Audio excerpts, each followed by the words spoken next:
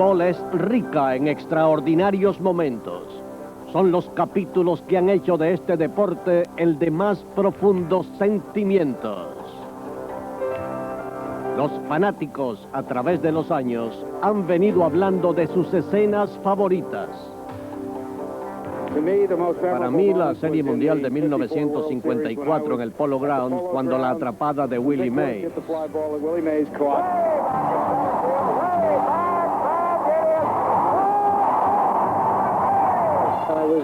El primer día de Jackie Robinson fue un momento increíble. Nadie juega como Jackie Robinson jugó. Kirk Gibson, cuando el jonrón como emergente frente a Eckersley en el primer juego de la serie del 80, cuando los Dodgers ganaron a los Atléticos. ¿Estás bromeando? El sexto juego de la Serie Mundial del 86, los Mets ganaron. Little roller up along first, behind the bag. It gets through Buckner. Here comes Knight and the Mets win it. El juego de estrellas cuando Carl Hobel estrocó a 5 del Hall de la Fama. Los 3 jonrones de Reggie en el 77. El récord de Hank Aaron. El jonrón de Mazeroski para ganarle a los Yankees la Serie Mundial.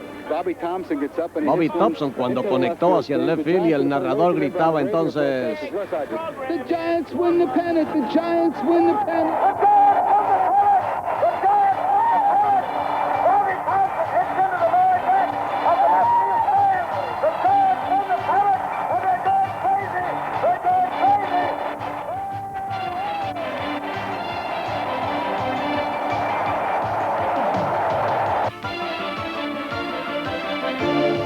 Los grandes momentos del béisbol. Son 20 de los más notables hechos en la historia. Anunció un jonrón en la Serie Mundial de 1932. Babe Ruth. Babe Ruth encabezó a los Yankees del 32 a un cómodo título. Tenía ya 37 años de edad, pero en esa temporada sacó 41 cuadrangulares. Un niño le pedía sacar un jonrón en la Serie Mundial.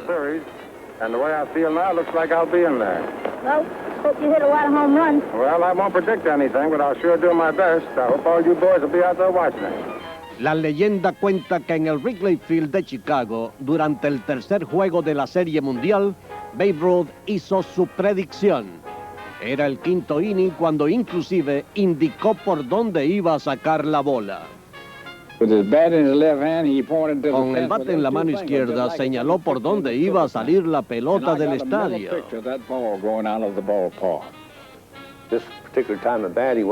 En ese turno particularmente ya tenía 2 strikes y quería afirmar que no estaba asustado. Lo que dijo fue: solo llevo 2 strikes. Hay muchas versiones diferentes del asunto, pero oigamos la del mismo Babe Ruth. Era una dura serie, ambos equipos gritándole al otro, y en el momento perfecto salía a batear. Charlie Roth era el pitcher, y el primer lanzamiento fue strike cantado. No me gustó y los fanáticos me gritaban. Cuando volvió a lanzar fue otro strike cantado. Por supuesto que menos me agradó. Bueno, me salí un poco de la posición de bateador y señalé hacia el center field y dije: el próximo lanzamiento lo voy a hacer volar hasta allá. Bueno, el buen señor estaba conmigo. El home run, un tremendo batazo, fue el segundo del Babe en ese juego. Participaba Ruth en su última Serie Mundial, que ganaron los Yankees en 4 fechas. Un cuadrangular rodeado de la más asombrosa anécdota de estos casos. Una dulce anécdota en la vida de Babe Ruth. 5 strikeouts en el Juego de Estrellas de 1934. Carl Hobel. El gran momento de Carl Hobel surgió durante el Juego de Estrellas de 1934 en su estadio, el Polo Grounds. Estaba frente a un poderoso line-up y el otro pitcher era también un futuro del Hall de la Fama, Lefty Gómez. Comencé con sencillo y Henning Manovich recibió base por bolas. Y entonces, en sucesión, los más notables del momento. El siguiente, Babe Ruth, mientras que Hubble estaba preparado con su famosa screwball. What I was trying to do was to strike Ruth out. Lo que trataba de hacer era strocar a Ruth porque después venía Gary y lanzándole bajito para obligarlo a batear por el suelo, tenía chance para el doble play y salir así del inning. I got a chance for a double play, and I can get out of the inning. Paul Hubble, the great National League southpaw, the Giants is in the box. Strike three, he's out. Con su screwball mejor que nunca, Hubble también fusiló a Gary. El doble robo no significó nada porque terminó con el siguiente strikeout de Jimmy Foxx. Pero Hubble no había terminado su hazaña. Eran 5 futuros del Hall de la Fama los que iba a liquidar con strikes, uno detrás del otro. En el inning siguiente, Al Simmons. Y después apareció con la madera Joe Cronin, la quinta víctima. Eran los más grandes en la americana para hacer eso. Y pudo hacerlo Carl, el rey, Hubble. No hit, no run consecutivos en junio de 1938. Gianni Vandermeer. En la primavera de 1938, el prometedor jovencito del Cincinnati, Gianni Vandermeer, recibió consejos de Lefty Grove que le funcionaron muy bien. En el Crosley Field, el 11 de junio y frente al Boston, solo se enfrentó a 28 bateadores y a los 23 años de edad tiró un juego sin incogibles. Su siguiente aparición sería en Ebbets Field, pero ni el mismo Vandermeer podía imaginar lo que iba a ocurrir. It was the first night game in New York and everybody wanted to go to that game. And then also the fact that you're playing in Brooklyn. Primera vez en Nueva York que todo el mundo deseaba ir a un juego. Cuando se jugaba en Brooklyn, antes del primer lanzamiento, ya le habían gritado mucho a uno. McPhail vendió muchos boletos, nunca paró. Y había gente en los pasillos, en todas partes. Tuvimos que esperar y yo calenté 3 veces. Comenzamos el juego como a las 9 de la noche. So there was a lot of things that went different in that second game to put a lot of heat on me. I didn't go for a no-hitter. Algunas cosas en el segundo inning me calentaron. No pensé en el no-hit en ninguno de los juegos hasta el último inning. Entonces tiraba todo cuanto podía. Nada cómodo, no cambios, nada. Si me lo iban a romper, que fuera con lo mejor. Tuvo problemas de control y pasó por bolas a 8, pero le ganó a los Dodgers 6-0. Su segundo juego consecutivo sin incogibles, una hazaña jamás duplicada. Y hay quienes creen que nunca lo será. El 4 de julio de 1939, la despedida de Lou Gehrig. La consistencia de Lou Gehrig ha sido admirada porque fue admirable. Sin embargo, su ofensiva fue la gran ayuda para los Yankees. Batió de por vida para 340, es tercero en impulsadas en la historia y brilló en las series mundiales. Se le recuerda permanentemente en el mundo del béisbol. Ahora que ya todo terminó, reviso mis récords y no importa lo que haya hecho en impulsadas o en bateo, Gary fue mejor. Los récords de Gary son fenomenales. Rumbo a los 2.130 juegos consecutivos, Lou Gehrig no falló en ningún line-up durante 14 años. Pero el 2 de mayo de 1939, él mismo se sacó de la alineación. Vino y me dijo, Babe, juegas en primera base hoy. Le pregunté si estaba bromeando y replicó, no, tú eres el primera base. Y como Lou era el capitán, salió a entregar el line-up a los umpires. Entonces regresó al banco y fue hacia el aparato del agua. Estaba doblado como tomando. Johnny Murphy, nuestro relevista, bueno, uno de ellos, le tiró una toalla encima y le quedó en la cabeza. Por fin se enderezó. Tenía lágrimas en la cara. Lloraba. Estaba muy deprimido. 2 meses después, Yankee Stadium se llenó en el día de Lou Gehrig. Compañeros de los Yankees de 1927 acudieron sin saber que Gehrig estaba muriendo. Porque sí sabíamos lo que ocurría con Lou y lo importante que era, pero ignorábamos que Lou Gehrig estuviera muriendo por una nueva enfermedad.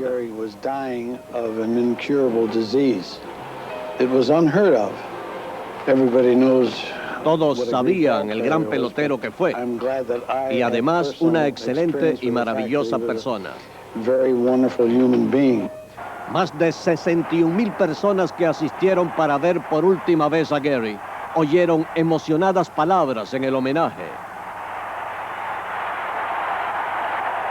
Y por último, las del mismo Caballo de Hierro en uno de los más tristes segundos en Yankee Stadium. Durante las 2 últimas semanas, ustedes han leído acerca de la mala noticia.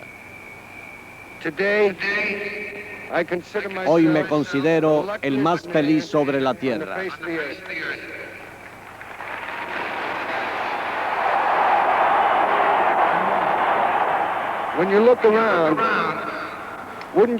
Cuando se ve alrededor, ¿qué más se puede decir de un elegante individuo parado aquí y uniformado en este estadio hoy?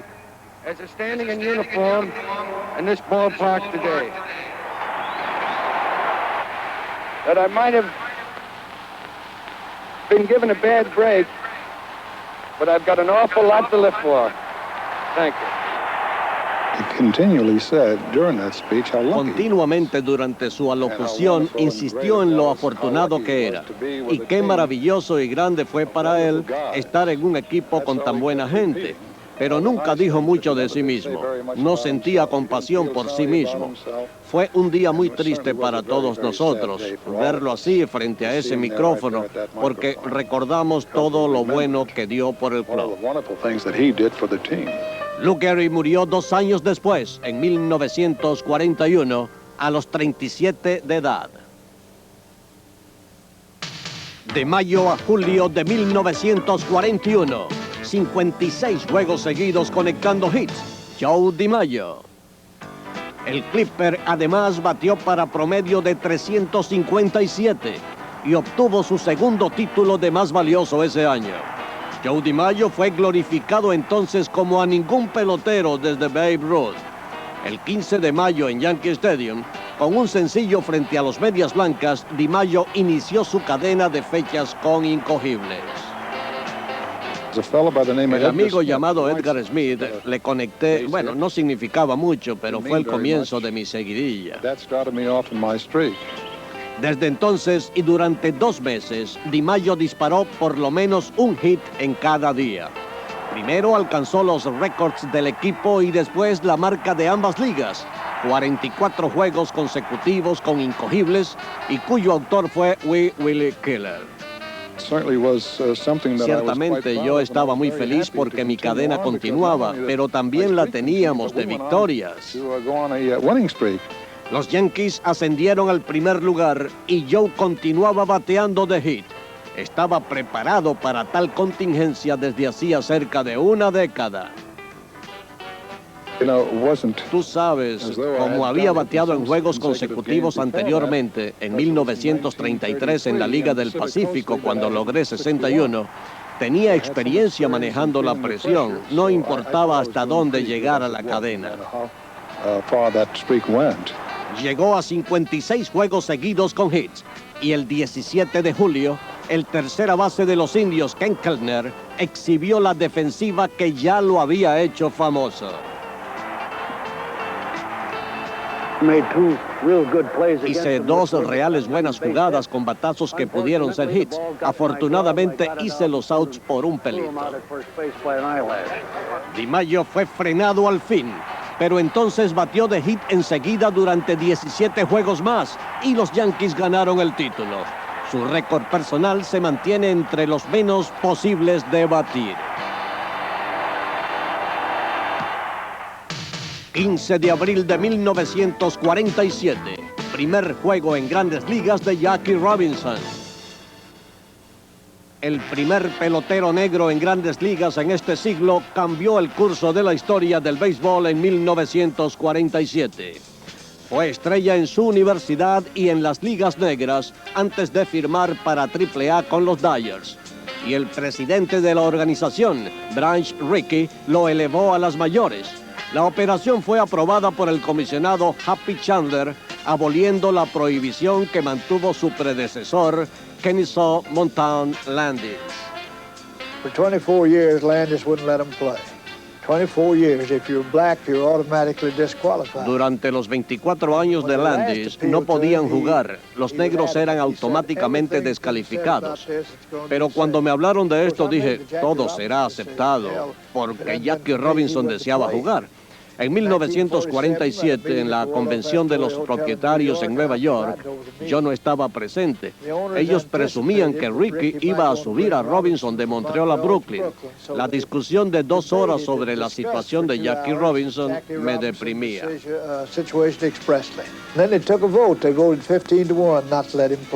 Lo sometieron a votación y 15-1 le negaron jugar. Después de la reunión, Rickey me llamó y cuando me dijo que lo habían vetado por ser negro, no fue una respuesta que me satisfizo. Al llegar al equipo grande, Robinson recibió muchos insultos, inclusive de sus compañeros, los otros Dodgers. Surgió una petición porque no querían jugar junto con él y les respondí, van a jugar en este club y mejor lo siguen. El histórico momento surgió el 15 de abril en Ebbets Field frente a Johnny Saint de los Bravos de Boston. Robinson encabezó una recuperación en ese juego e inició así su carrera hacia el título de novato del año. Fue brillante durante toda una década. Pero más que sus números, lo notable fue su coraje y su personalidad.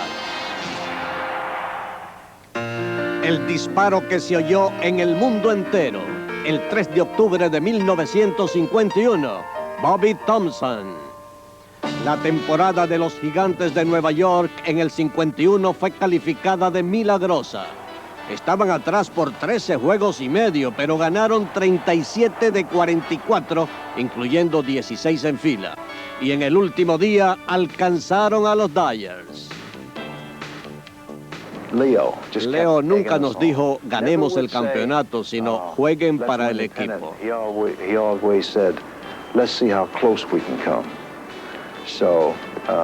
Y así lo hicimos. Fuimos realmente dedicados. Gigantes y Dodgers dividieron en los 2 primeros juegos del forzado playoff de 3. Y el 3 de octubre, la última oportunidad del año en el Polo Grounds. El juego estuvo cerrado hasta que los Dodgers se fueron adelante 4-1 en el 9º inning. Los Gigantes hicieron una carrera y seguían abajo por 2 cuando el Brooklyn sacó a Don Newcomb y llamó a Ralph Branca. Con 2 envases y un out, Branca estaba frente a Bobby Thomson. El primer envío fue strike cantado y enseguida, ante el suspenso, el lanzamiento en 0-1.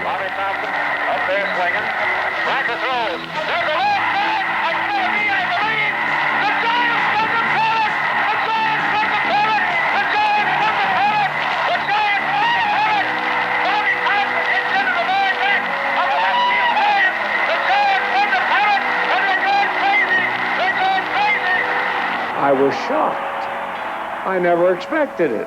Yo estaba sorprendido, nunca esperaba eso. No sabía qué ocurría, no podía creerlo. Y menos sabía porque entonces Stanky me decía, lo logramos, hasta que por fin nos fuimos todos al clubhouse.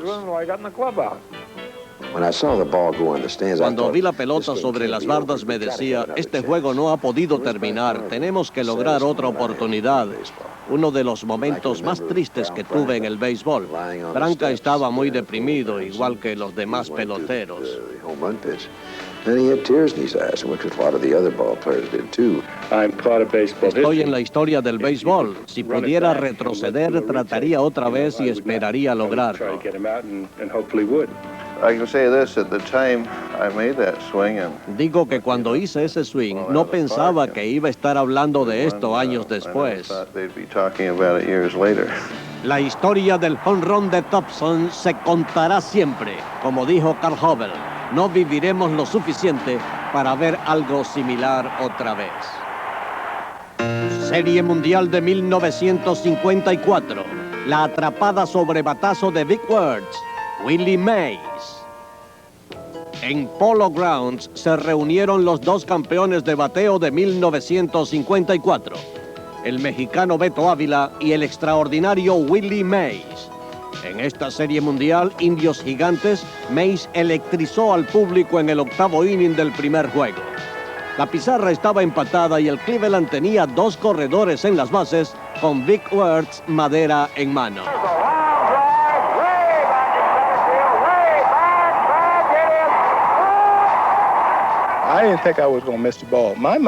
Nunca pensé que no le llegaría la bola. Mi preocupación era cómo devolverla al infield. Nunca me detuve, sino que me viré e hice el tiro. Y cuando caí, ya la pelota estaba en el infield.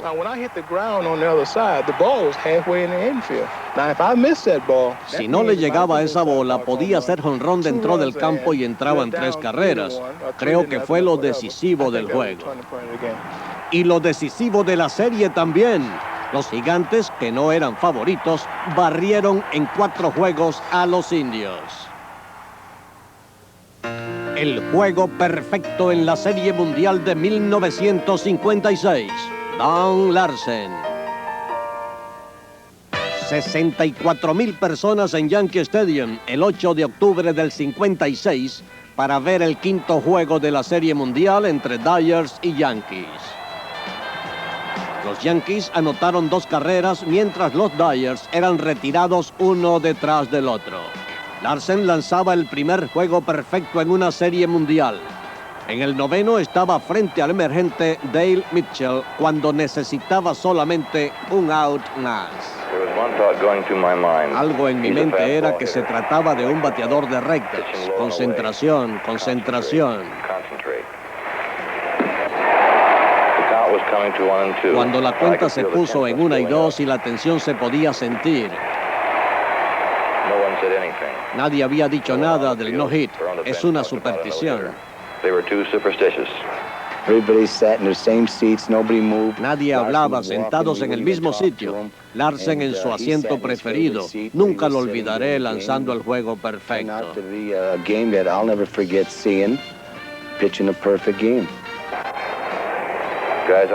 Temía cometer un error. Creo que jamás he pensado tanto en mi vida.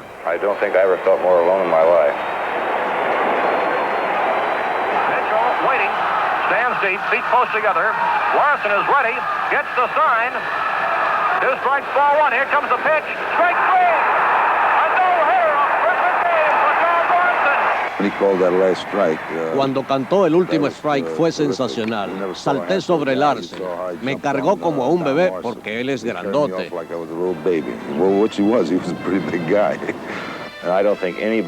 Creo que nadie quería ver que me batearan, a excepción de los Dodgers.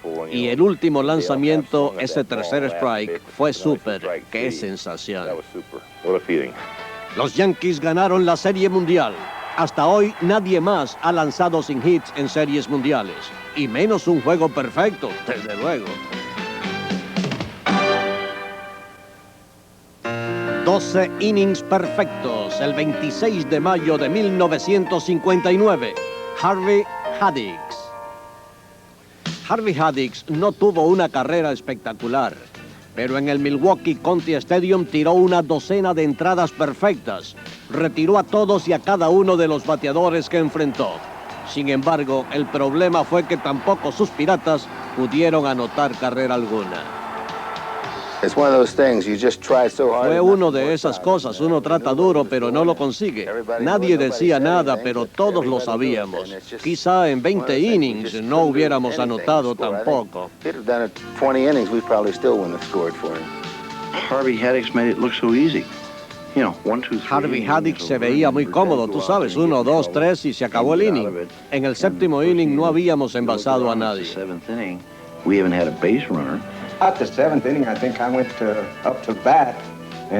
En el séptimo inning fui a batear y Del Crandall era el catcher de los Bravos. Me dijo: Harvey, estás lanzando un juego muy bueno, pero mis compañeros no me decían nada, temiendo que me perjudicara. Haddix dejó de ser perfecto en el 13º inning por un fácil roletazo de Félix Mantilla. El roletazo mío no era difícil para Don Hook, quien era el tercera base. Me sorprendí cuando tiró bastante mal, bajito, y llegué safe.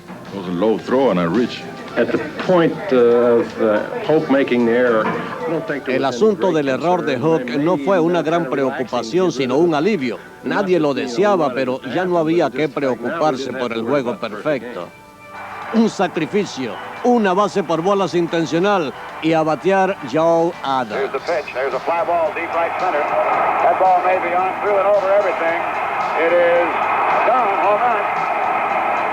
Absolutely fantastic. En la emoción del momento, Adams pasó a Hank Aaron corriendo las bases, por lo que el jonrón fue solo doble. Pero la pizarra no importaba ya a Haddix, solo sabía que había perdido el juego. Bueno, sí, estoy deprimido. Nosotros tratamos de ganar el juego más que mantener el no-hit. Solo quería ganar el juego. Lower Deck, lanzando del otro lado, permitió 12 incogibles de los Piratas. Pero de todas maneras fue el pitcher ganador, 1-0. Realmente me sentí mal por la derrota de Harvey, porque había lanzado el mejor juego en la historia del béisbol. Lo llamé al clubhouse después del juego y le dije que lo sentía mucho. Respondió: gracias, y óyeme, ¿cómo fuiste mejor recibiendo tantos hits? Sigue siendo ese juego un ejemplo de perfección. El home run que terminó con la Serie Mundial de 1960, Bill Mazeroski. Después de 33 años ausentes, los Piratas aparecieron en una Serie Mundial.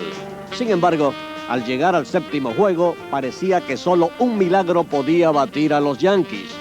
En el octavo, Pittsburgh estaba abajo por 3 carreras. Pero entonces Bill Virdon envió este roletazo a terrenos de Tony Kubek. Bill Virdon batió y le dio mal bote a Kubek en el cuello. Si no, los Yankees habrían ganado la Serie Mundial. Los Piratas anotaron una carrera y entonces Dick Grout estaba en tercera y Roberto Clemente en primera, con Forbes Field encendido y Hal Smith al bate.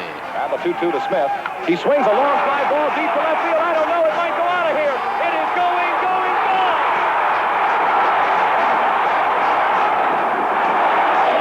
Forbes Field is at this moment an outdoor insane asylum. We have seen and shared in one of baseball's great moments. Cuando llegué a segunda base me di cuenta de lo que ocurría. Seguí a tercera y a home. Dick Grout y Roberto Clemente me esperaban. No sé qué podría ser más emocionante para un atleta. Es lo máximo.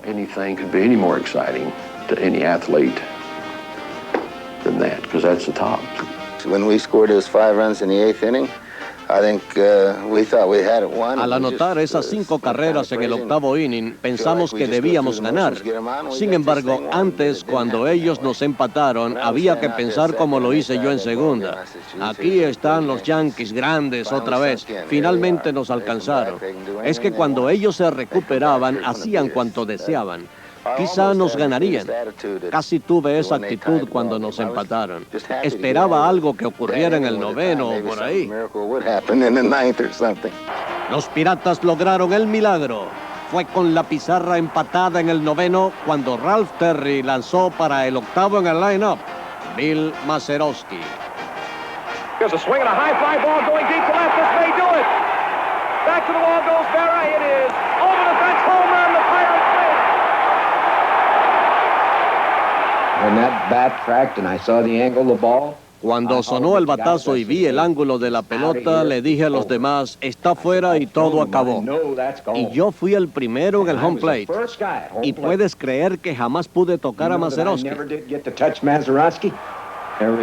Todo quedaba atrás, fue un tremendo instante. Por primera vez en mi vida me puse a brincar como loco. No sé ni qué ocurría. Era una locura. Nunca había demostrado antes mis emociones en el terreno, pero tenía que hacerlo esa vez. Los Piratas no habían ganado una serie mundial en 35 años. El héroe, el segunda base, a quien nadie recuerda por sus 7 guantes de oro, sino por un swing de su bate. El home run 61 del 1 de octubre de 1961, Roger Maris.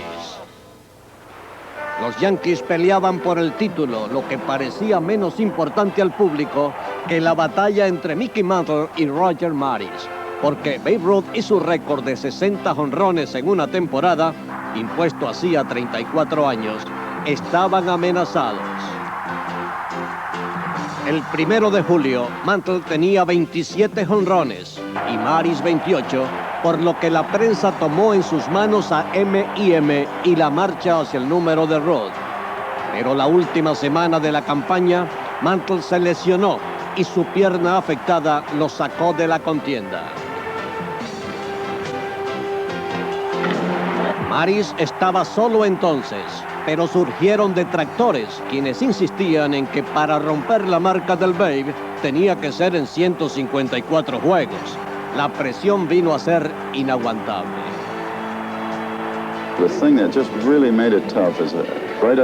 El asunto se hizo realmente difícil. A la hora del juego debía estar preparado para las entrevistas. No podía ni practicar para quitarme la preocupación. Y después de los juegos era en cualquier parte porque no había un período organizado de media hora o una hora.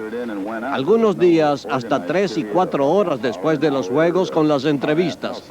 Yo las atendía, pero fue realmente duro. Well, there was a time, I think it was in Baltimore, if I remember correctly, that Rogers... Bueno, una vez creo que fue en Baltimore, si recuerdo bien, donde Roger me dijo que no quería jugar esa noche. Había perdido el sueño. Es que no tenía privacidad. Por eso parecía ya no importarle el récord de Ruth. No obstante, cerca de la hora de comenzar el juego le dije, ¿por qué no sales jugando y si te sientes mal te vas? Sería lo correcto de hacer, pero estuvo todo el juego. Buena decisión por Maris porque se acercó más y más a la marca. El número 59. Y 6 días después, otra vez frente a los Orioles, pero en Yankee Stadium, Roger alcanzó al Babe cuando ganaba Baltimore 2-0 en el tercer inning, con 2 outs y nadie en base.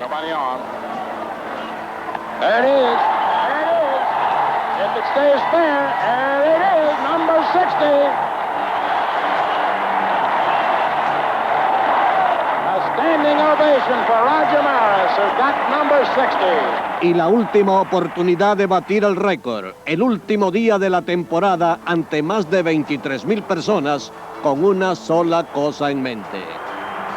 You got a handful of people sitting out in left field, but in right field, man, it is mobbed out there. And they're standing up. Here's the windup. Fastball hit deep to right. This could be it. Way back there. Holy cow, he's missed. What's the matter? Look at him fight for that ball out there. Holy cow, what a shot.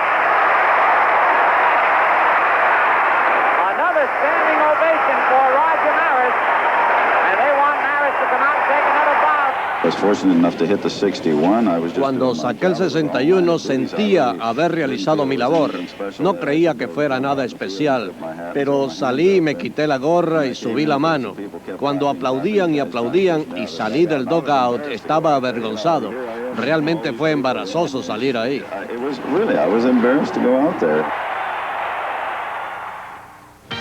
8 de abril de 1974, el jonrón 715, Hank Aaron.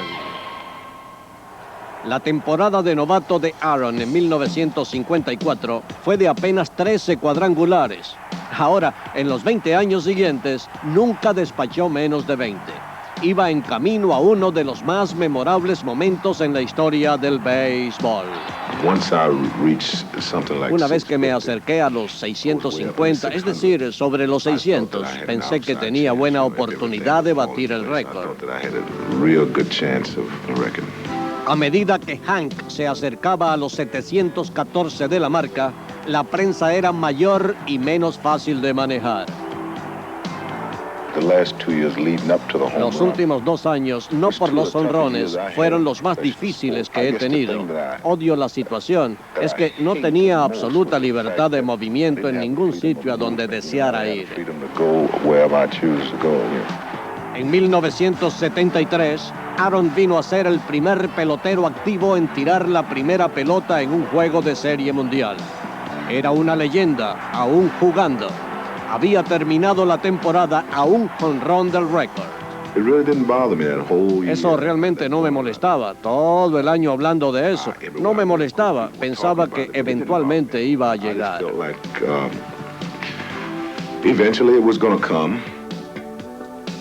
3-1 pitch. There's a drive into left field. That ball is going, and out of here.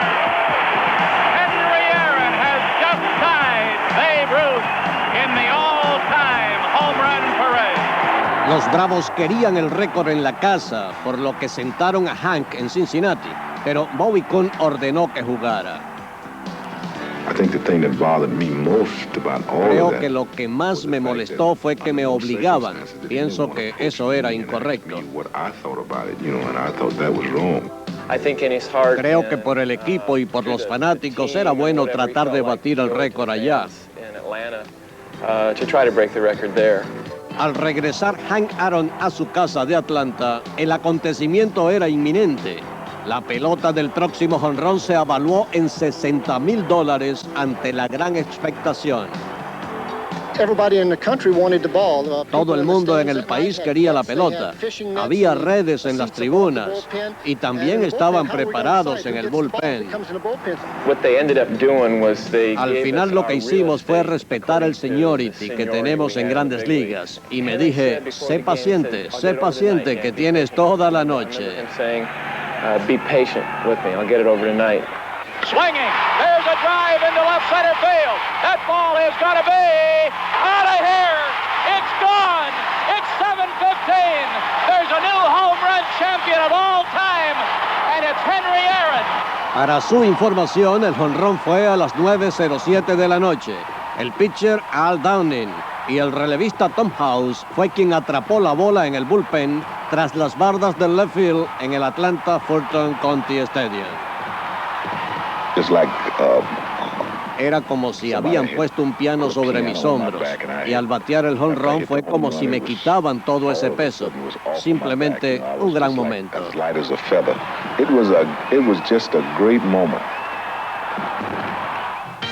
El jonrón ganador en el 6º juego de la Serie Mundial de 1975, Carlton Fisk. Este juego de la serie Cincinnati-Boston fue retrasado 3 días por mal tiempo. Sin embargo, por fin se llenó Fenway Park. El cielo claro dejaba ver una hermosa luna y estábamos listos para lo inesperado. Los Medias Rojas tenían que ganar para seguir con vida, pero César Jerónimo sacó la bola en el 8º inning presagiando el final. No obstante, Boston anotó en el cierre del capítulo. Bernie Carbo salió del banco después de 2 outs y con 2 envases. Necesitaba jonrón para empatar. Deep center field, way back, we're tied up.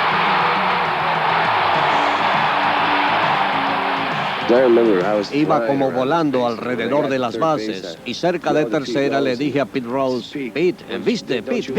Y él volteó y me dijo, esto es divertido, esto lo es todo. This is fun. This is what it's all about. En el 10º inning, los Medias Rojas llenaron las bases, pero no anotaron. En el 11º, este disparo de Joe Morgan parecía terminar con la serie, que ya era histórica. Well hit, right field, deep. Evans is going back near the wall, and oh, what a catch he made! What a catch by Dwight Evans, and it's a double play. It was like a heavyweight fight. Era como una pelea de peso completo. Nos hicimos de todo. Un rato unos arriba, otro rato abajo y así. And it was back and forth, back and forth. La acción era ya de 4 horas cuando Carlton Fisk bateaba primero en el cierre del 12º inning. Habíamos pasado de la medianoche. Pat Darcy, el octavo lanzador por el Cincinnati, estaba entonces en la vía a su segundo lanzamiento.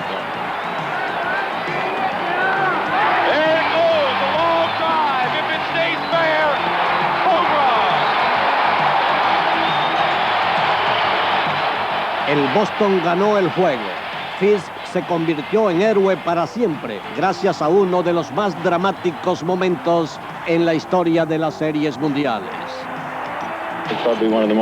Probablemente uno de los más emocionantes juegos que he jugado. Claro que fue en una serie mundial y eso lo hace más importante. Un juego crucial para nosotros y creo que también para el béisbol. Muchos dicen que ha sido el juego que debió ser realizado. Fue la primera vez que la televisión nacional realmente captó el drama del béisbol. Primera vez que 70 millones de personas veían un drama como este. Un gran efecto para el béisbol y para la televisión en el béisbol de entonces. Nunca olvido que yendo hacia el autobús esa noche, Rose vino y me preguntó, ¿este no es el mejor juego en que has estado? Le respondí, Peter, tú estás loco. Nosotros perdimos, no podré dormir esta noche y lo llamas el mejor juego. Dijo, nosotros ganaremos mañana, pero este ha sido el mejor juego que jamás he jugado. Al final, Pete Rose tuvo razón. Ganó el Cincinnati. Pero el sexto juego es el episodio inolvidable de la Serie Mundial de 1975. 3 jonrones en el sexto juego de la Serie Mundial de 1977. Reggie Jackson. Tom Lasorda y Billy Martin frente a frente. Y Reggie Jackson en la vía a promedio de 450 en la serie, conectó jonrón en su último turno del quinto juego. Enseguida el evento se mudó a Yankee Stadium para el sexto choque. Los Yankees necesitaban una sola victoria más y el bate de Reggie despedía llamas.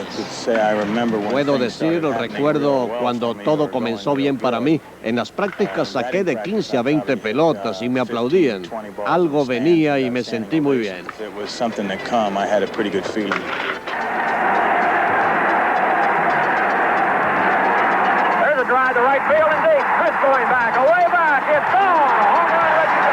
Este cuadrangular puso a los Yankees en el tope y continuaron anotando cuando Reggie apareció nuevamente con la madera en el quinto inning.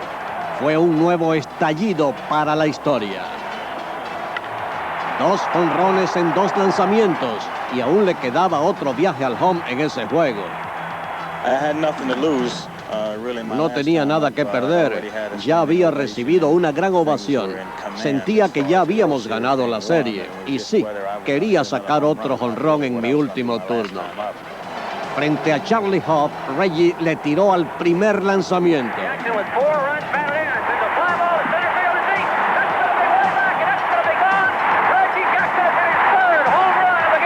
3 jonrones en 3 lanzamientos. Únicamente Babe Ruth había sacado tantos en un juego de serie mundial. Y los 5 que Reggie Jackson acumuló en esta serie del 77 siguen siendo un récord imbatido.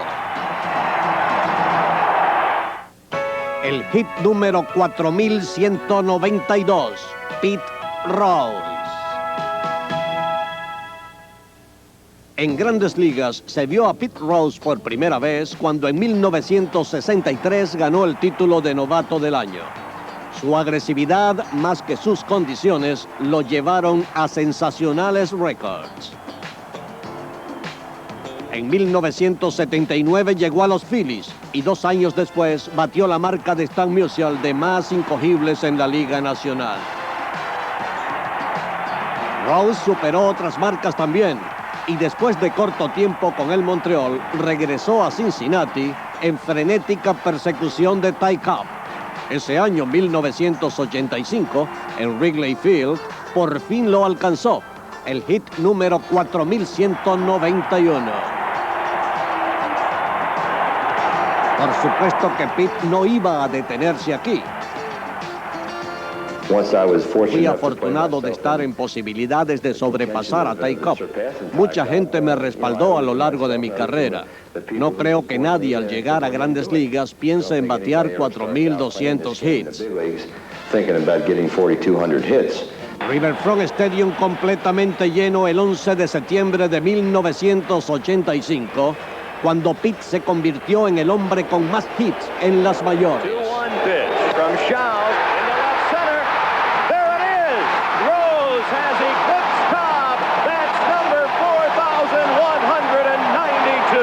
Nadie en la historia ha chocado mejor los lanzamientos que Peter Edwards Rose.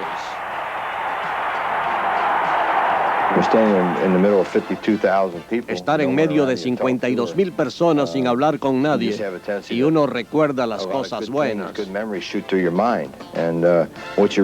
Lo que uno vio fueron 3 generaciones de Pete Rose, uno que conectó el hit, 2 porque pensaba en papá y 3 porque mi hijo vino a felicitarme y me abrazó.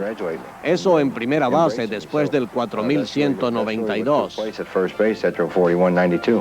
57 años después que Ty Cobb dejara un récord que se pensó era imbatible, Pete Rose impuso otro superior aún. Recuperación histórica en un juego de la Serie Mundial del 86, los Mets.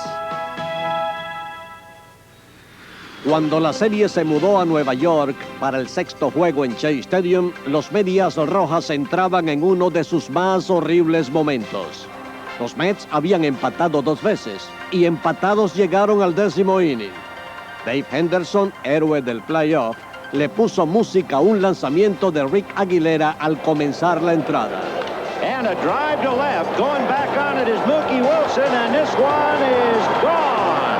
Henderson has done it again. El home run de Henderson puso al Boston adelante 4-3 y añadieron otra, por lo que los Mets perdían por 2 en el cierre de ese 10º inning. Desde 1918 no gana Boston una serie. Davey Johnson consternado. La champaña lista en el clubhouse, donde lo preparaban ya todo.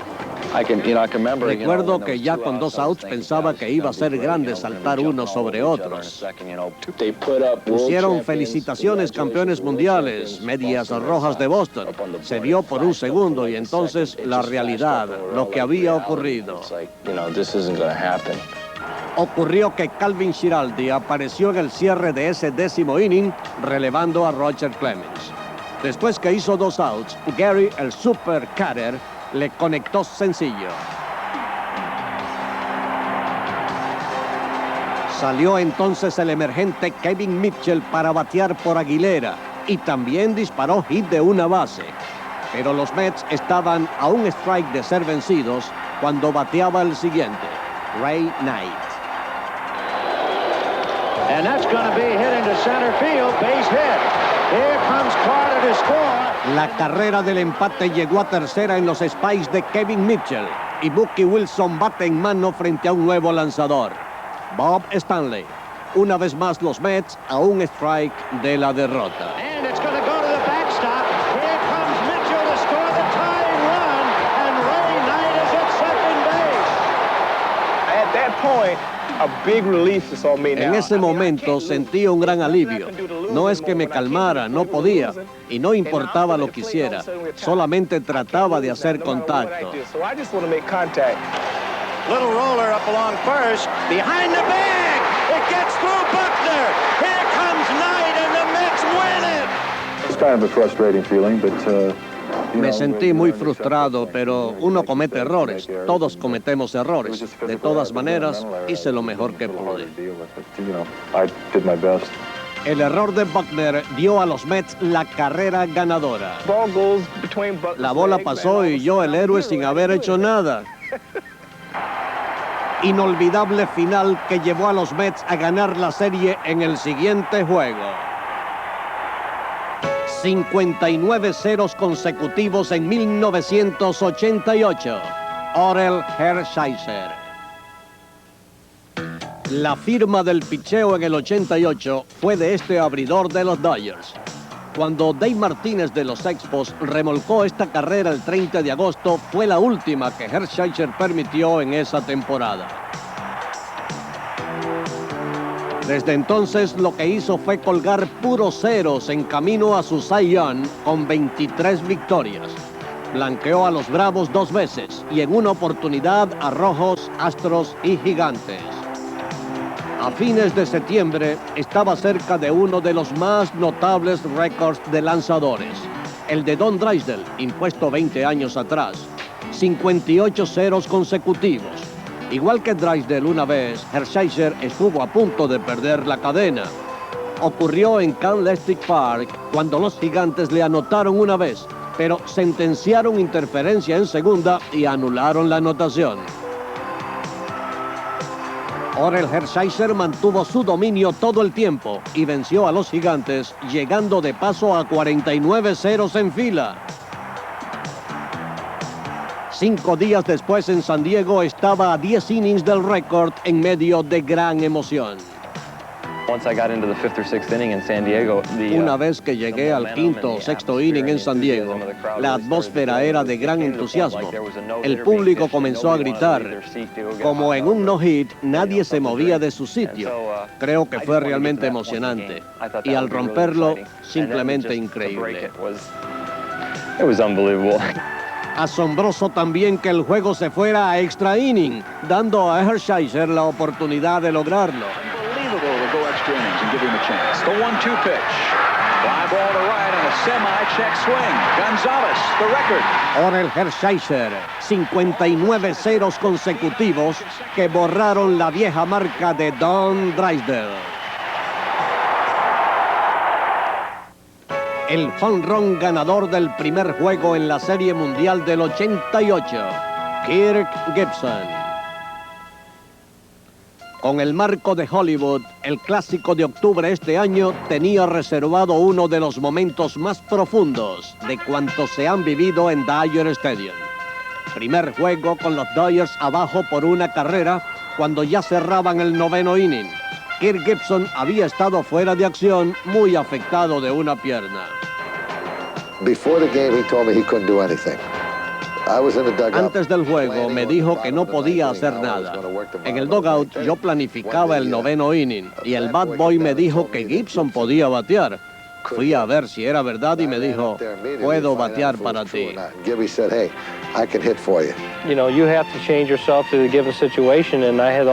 Uno tiene que cambiar de parecer por las situaciones y yo estuve pensando en eso durante todo el juego. No creía poder jugar, pero al presentarse el momento me vi haciendo lo necesario. Consideraba mi desventaja física, pero salí del dugout. El público me brindó una reacción favorable y eso me ayudó.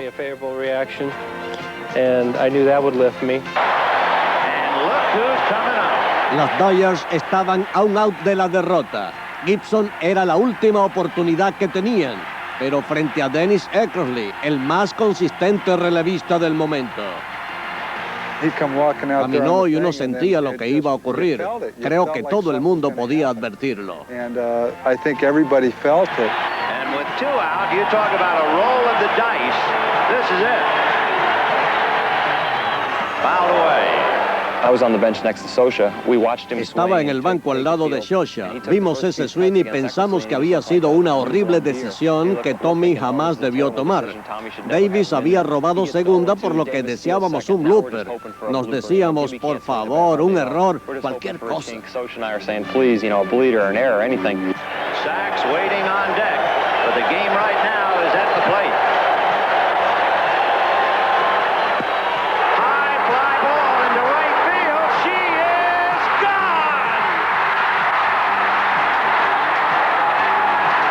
Unbelievable. You talk about Increíble. Uno habla de emociones, de drama, de libretos de Hollywood. Nada como este final. Un momento que ciertamente jamás olvidaré, que nadie olvidará. Celebraré este momento por el resto de mi vida. El momento que llevó a los Dyers a un improbable triunfo de Serie Mundial. 11 de junio de 1990, el sexto juego sin hit. Nolan Ryan. El brazo de oro de Nolan Ryan lo ha convertido en un seguro huésped del Hall de la Fama. Es un personaje legendario, aún activo. Sin embargo, cuando en el 66 llegó a los Mets, su recta era explosiva, pero sufría graves problemas de control. Llegó a Los Angelinos en el 72. Seguía descontrolado y sin embargo se hizo más poderoso. Logró 300 o más strikeouts en 5 de las 6 temporadas siguientes. Y en el 73 lanzó no 1, sino 2 juegos sin hits. Eso era algo para agregar a la historia de Ryan en Alvin, Texas. The most notable game I can recall him pitching was a no-hitter that he pitched against the El más notable juego que recuerdo de él fue un no-hit no run. Había lanzado juego de un hit y al día siguiente regresó y lanzó sin hit. Y ellos tenían 4 jugadores considerados para profesionales. And they were a good ball club. They had 4 players who actually went to the professional ranks. La historia apenas comenzaba. En su última aparición de 1974, alcanzó su segunda temporada consecutiva con 20 o más juegos, dejando sin hit al Minnesota. Aún no se habían cumplido 9 meses de su tercer no-hit, cuando Ryan lanzó el número 4. Solo Sandy Koufax había alcanzado tal cantidad. En el 81, durante su segunda campaña con los Astros, mejoró a Koufax y frente a los Dyers. 2 balls and no strikes to Baker, and a ground ball to third. He has got it, Art. How? He got it. Nolan Ryan. No hitter number 5. El primero en la historia con 5 juegos sin hits. El brazo derecho de Nolan Ryan, quizá una de las maravillas del mundo, no actúa solo, sin embargo. Su éxito tiene ayuda de todo el sistema del Expreso. No doubt your legs play a big role in pitching, and if you have a leg problem. Las piernas juegan un papel muy importante en el pitcheo. No se puede lanzar si las piernas no están fuertes. En 1989, Ryan retornó a Texas, esta vez con los Rangers. Un año después le dio a saborear al Oakland parte de su poderoso arsenal. En medio de la temporada de su victoria número 300, superó a Cy Young como el lanzador de mayor edad que ha tirado un juego sin hit. Lo hizo otra vez a los 43 años. Nolan Ryan, the 2-0 pitch. Fly ball, right field. Ruben in foul territory. El sexto no-hit no-run por Nolan Ryan.